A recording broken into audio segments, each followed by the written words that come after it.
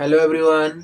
आज हम introduction of cell के बारे में जानकारी लेंगे कि आखिर में सेल क्या है, इसका खोज कौन किया और इसके बारे में डिटेल देखने जा रहे हैं कि आखिर में सेल क्या है। आखिर में हमको सेल पढ़ना क्यों जरूरी है, क्योंकि यह हर एक कम्पिटिटिव एग्जाम में पूछ जाते हैं, चाहे 9वीं में भी पढ़ना है। सेल के बारे में आपको 9th क्लास में भी पढ़ना है और अदर कम्पिटिशन एग्जाम के बारे में भी सेल में सवाल पूछे जाते हैं। तो आज हम सेल का इंट्रोडक्शन शुरू कर रहे हैं, जो एग्जाम की दृष्टि से बहुत ही महत्वपूर्ण है।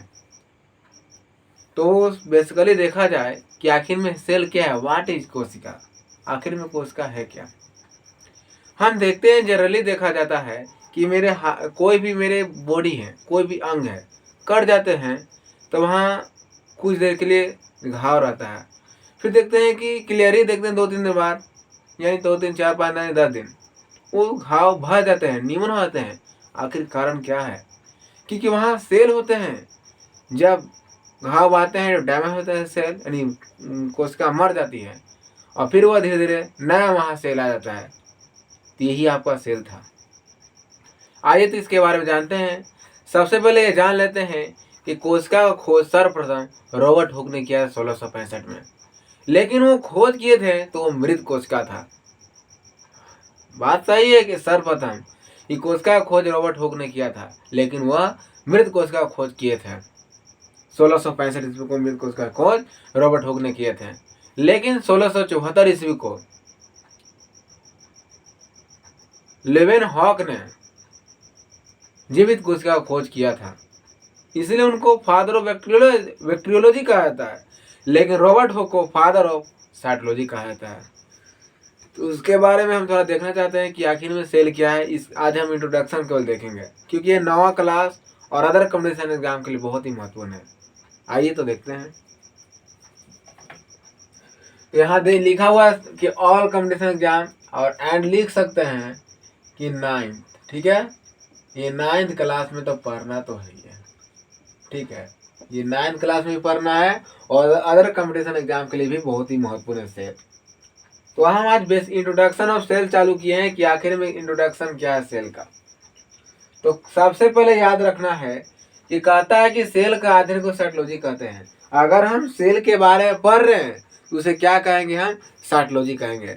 यानी टू स्टडी नाउ, अगर हम स्टडी कर रहे हैं सेल का तो उसे क्या कहेंगे? साइटोलॉजी कहते हैं। तो वही यहाँ लिखा है कि सेल का अगर हम अध्ययन करेंगे तो उसे साइटोलॉजी कहते हैं।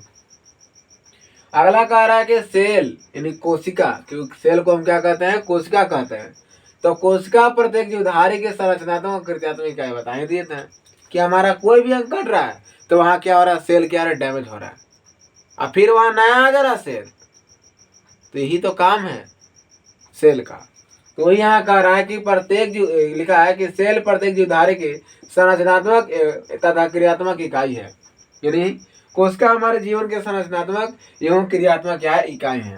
कहता है कि प्रत्येक जीवधारियों का शरीर कोशिका से मिलकर बना है। यानी हमारा प्रत्येक जीवधारी का है, याद रखिएगा।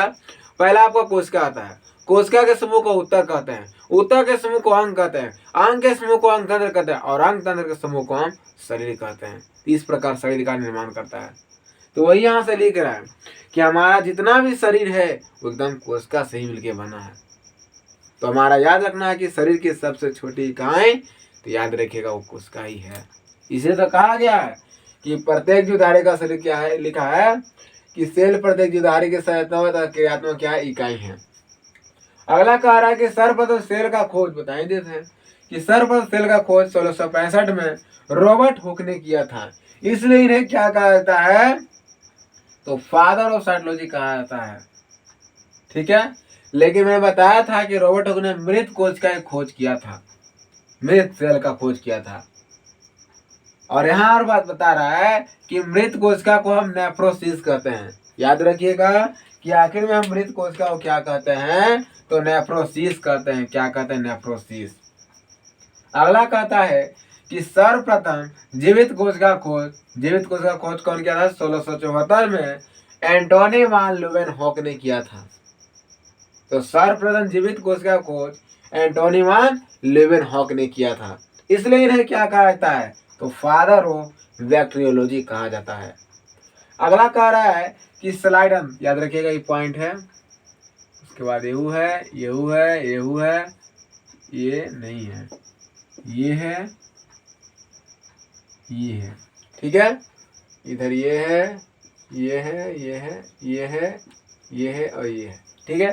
तो यहाँ लिखा है कि स्लाइडन और स्वान ने, ध्यान देगा बहुत इंपॉर्टेंट टॉपिक है, कि स्लाइडन और स्वान ने कोशिका का सिद्धांत दिया। तो याद रखिएगा कि कोशिका का सिद्धांत किसने दिया, तो स्लाइडन और स्वान ने कोशिका का सिद्धांत दिया। अगला कह रहा है और कहा कि, और क्या कहा, सिद्धांत देता दिया और कहा कि शरीर कोशिकाओं का बना है, यानी हमारा शरीर कोशिकाओं का बना है। यह कौन बताए थे, तो स्लाइडन और स्वान ने बताया था। आधा शरीर कोशिकाओं की सबसे छोटी इकाई ये बना दिए हैं कि हमारा शरीर जो है वो कोशिकाओं की सबसे छोटी इकाई है। अगला बहुत ही इंपॉर्टेंट टॉपिक आगे भी है, याद रखिएगा कि सबसे छोटी कोशिका जिसे स्मॉलेस्ट सेल कहते हैं वो आपका है माइक्रोप्लाज्मा, ठीक है। और सबसे बड़ी कोशिका वो आपका है शुतुरमुर्ग का अंडा। और मानव में सबसे छोटी कोशिका आपका शुक्राणु है, स्पर्म है। और सबसे बड़ी कोशिका वो आपका ओवम है, अर्थात अंडाणु है।